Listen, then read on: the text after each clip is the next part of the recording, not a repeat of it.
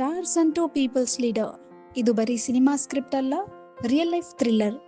ಯಾರೋ ಒಬ್ಬ ವ್ಯಕ್ತಿ ಸ್ಕ್ರೀನ್ ಮೇಲೆ ಬಂದ್ರೆ ಸಾಕು, ಸಾವಿರಾರು ಜನ ಹುಚ್ಚೆದ್ದು ಕುಣಿತಾರೆ. ಒಂದು ಪಂಚ್ ಡೈಲಾಗ್ ಹೊಡೆದ್ರೆ ಸಾಕು, ಥಿಯೇಟರ್ಗಳೇ ಶೇಕ್ ಆಗುತ್ತೆ. ಸಿನಿಮಾ ಲೋಕದಲ್ಲಿ ಇವತ್ತು ಇವರೇ ಸುಲ್ತಾನ.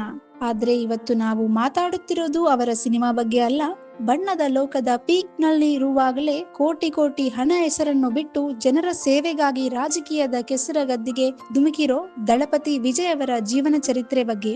ಆದ್ರೆ ಈ ಸೂಪರ್ ಸ್ಟಾರ್ ಇವತ್ತು ಇರೋ ಈ ಪೊಸಿಷನ್ಗೆ ಬರೋಕೆ ಪಟ್ಟಿರೋ ಕಷ್ಟ ಅಷ್ಟಿಷ್ಟಲ್ಲ. ಶಾಲೆಯಲ್ಲಿ ಇದ್ದಾಗ ತುಂಬಾನೇ ತುಂಟನಾಗಿದ್ದ ಹುಡುಗ ಇದ್ದಕ್ಕಿದ್ದಂತೆ ಸೈಲೆಂಟ್ ಆಗಿದ್ದೇಕೆ? ವಿಜಯ್ ಲೈಫ್ ಅನ್ನೇ ಬದಲಿಸಿದ ಆ ಒಂದು ಘಟನೆ ಯಾವುದು? ತನ್ನ ಮೊದಲ ಸಿನಿಮಾದಲ್ಲೇ ಮುಖದ ಬಗ್ಗೆ ಅವಹೇಳನ ಎದುರಿಸಿದ ಈ ನಟ ಇವತ್ತು ಕೋಟ್ಯಾಂತರ ಹೃದಯಗಳನ್ನು ಗೆದ್ದಿದ್ದು ಹೇಗೆ? ಒಂದು ಕಡೆ ಸಾವಿರಾರು ಕೋಟಿ ಬಿಸ್ನೆಸ್ ಇರೋ ಕೆರಿಯರ್, ಇನ್ನೊಂದು ಕಡೆ ಜನಸಾಮಾನ್ಯರ ಕಷ್ಟ. ಈ ಎರಡರ ನಡುವೆ ವಿಜಯ್ ಆರಿಸಿಕೊಂಡ ಹಾದಿ ಪೊಲಿಟಿಕಲ್ ಎಂಟ್ರಿ. ಸೋಲಿನಿಂದಲೇ ಶುರುವಾದ ಇವರ ಲೈಫ್ ಜರ್ನಿ ಇವತ್ತು ತಮಿಳುನಾಡಿನ ಸಿಎಂ ಕುರ್ಚಿ ಹತ್ತಿರ ತಂದು ನಿಲ್ಲಿಸಿದ್ದು ಹೇಗೆ? ಈ ಮಾಸ್ ಲೀಡರ್ ನ ಅನ್ಟೋಲ್ಡ್ ಸ್ಟೋರಿ ಇಲ್ಲಿದೆ ನೋಡಿ.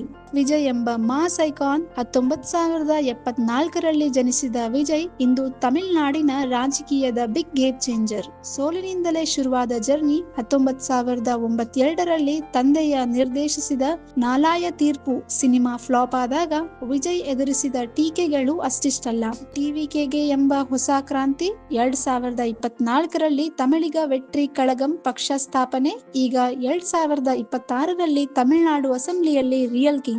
ವಿಜಯ್ ಅವರ full name Joseph Vijay Chandrashekhar. ಇವರ ತಂದೆ ಎಸ್.ಎ. ಚಂದ್ರಶೇಖರ್ ಫೇಮಸ್ ಡೈರೆಕ್ಟರ್ ಆಗಿದ್ರೆ ತಾಯಿ ಶೋಭಾ ಸಿಂಗರ್. ಹೀಗಾಗಿ ವಿಜಯ್ಗೆ ಸಿನಿಮಾ ಬ್ಯಾಕ್ ಗ್ರೌಂಡ್ ಅನ್ನೋದು ಹುಟ್ಟುತ್ತಲೇ ಬಂದಿತ್ತು. ಬಾಲ್ಯದಲ್ಲಿ ವಿಜಯ್ ತುಂಬಾನೇ ಚೂಟಿಯಾಗಿದ್ರಿಂದ ಸದಾ ತಮಾಷೆ ಮಾಡಿಕೊಂಡು ಓಡಾಡುತ್ತಿದ್ದ ಹುಡುಗ. ಶಾಲೆಯಲ್ಲೂ ಇವರ ತುಂಟಾಟಕ್ಕೆ ಕುಣಿಯೇ ಇರಲಿಲ್ಲ.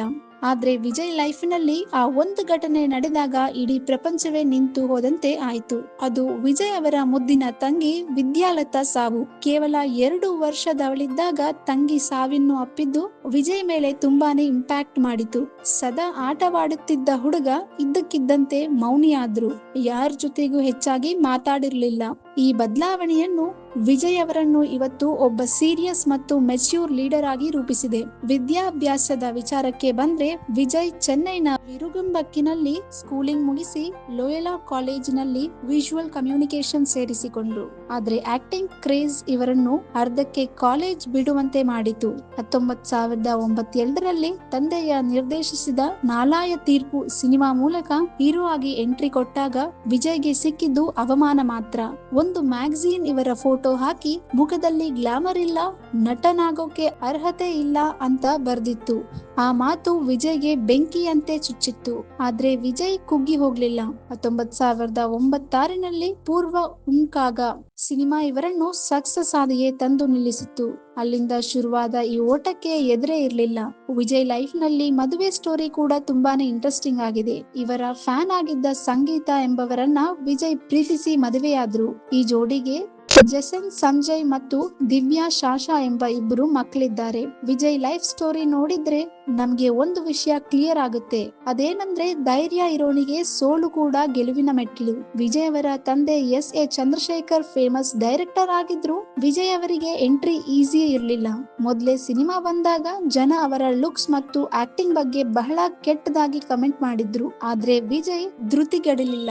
ಸೈಲೆಂಟ್ ಆಗಿ ತನ್ನ ಸ್ಕಿಲ್ಸ್ ಇಂಪ್ರೂವ್ ಮಾಡಿಕೊಂಡು ಡ್ಯಾನ್ಸ್ ಮತ್ತು ಫೈಟ್ಸ್ ಮೂಲಕ ಮಾಸ್ ಆಡಿಯನ್ಸ್ ಅನ್ನು ಸೆಳೆದ್ರು. ಈ ಹಠವೇ ಇವತ್ತು ಅವರನ್ನು ದಳಪತಿ ಮಾಡಿರೋದು. ವಿಜಯ್ ಜೀವನದಲ್ಲಿ ನಡೆದ ಒಂದು ಘಟನೆ ಅವರನ್ನು ಸೈಲೆಂಟ್ ಮಾಡಿದ್ರೆ ಸೈಲೆನ್ಸ್ ಒಳಗೆ ಒಂದು ದೊಡ್ಡ ಸುನಾಮಿಯೂ ಇತ್ತು. ಆ ಸುನಾಮಿಯೇ ವಿಜಯ್ ಅವರನ್ನು ಜನರ ಕಷ್ಟಕ್ಕೆ ಮೀಡಿಯಾ ಲೀಡರ್ ಆಗಿ ಮಾರ್ಪಡಿಸಿತು. ಅಲ್ಲಿಂದಲೇ ವಿಜಯ್ ಮಕ್ಕಳ ಇಯಕಂ ಎಂಬ ಅಭಿಮಾನಿ ಸಂಘದ ಮೂಲಕ ಸೋಷಿಯಲ್ ವರ್ಕ್ ಸ್ಟಾರ್ಟ್ ಆಯ್ತು. ಸಿನಿಮಾದಲ್ಲಿ ಈಗ ವಿಜಯ್ ಇಮೇಜ್ ಹೇಗಿದೆ ಅಂದ್ರೆ ಅವರು ಬಂದ್ರೆ ಸಾಕು 100 ಜನನನ್ನ ಒಬ್ಬನೇ ಹೊಡಿತಾರೆ. ಆದ್ರೆ ರಿಯಲ್ ಲೈಫ್ ನಲ್ಲಿ ವಿಜಯ್ ಪಕ್ಕಾ ಕ್ಲಾಸ್ ಮತ್ತು ಡೌನ್ ಟು ಅರ್ತ್ ವ್ಯಕ್ತಿ. ತನ್ನ ಸಿನಿಮಾಗಳಲ್ಲಿ ರಾಜಕೀಯ ವ್ಯವಸ್ಥೆಯನ್ನು ಪ್ರಶ್ನೆ ಮಾಡುತ್ತಾನೆ ವಿಜಯ್ಗೆ ಒಂದು ಅರಿವಾಯ್ತು. ಬರೀ ಸ್ಕ್ರೀನ್ ಮೇಲೆ ಡೈಲಾಗ್ ಹೊಡೆದ್ರೆ ಸಾಲದು, ಸಿಸ್ಟಮ್ ಒಳಗೆ ಹೋಗಿ ಚೇಂಜ್ ತರಬೇಕು ಅಂತ. ಅದೇ ನೋಡಿ ಈಗ ತಮಿಳಿಗ ವೆಟ್ರಿ ಕಳಗಂ ಮೂಲಕ ಇಡೀ ದ್ರವಿಡ ಪಾಲಿಟಿಕ್ಸ್ ಅನ್ನೇ ನಡುಗಿಸಿದ್ದಾರೆ. ವಿಜಯ್ ಲೈಫ್ ನ ಇಂಟ್ರೆಸ್ಟಿಂಗ್ ಆಂಗಲ್ ಅಂದ್ರೆ ಅವರ ಡಿಸಿಪ್ಲಿನ್. ಪ್ರತಿದಿನ ವರ್ಕೌಟ್, ಸಿಂಪಲ್ ಫುಡ್ ಮತ್ತು ಫ್ಯಾಮಿಲಿ ಜೊತೆ ಜೊತೆ ಟೈಮ್ ಸ್ಪೆಂಡ್ ಮಾಡೋದು ವಿಜಯ್ ಅವರ ರೋಲ್.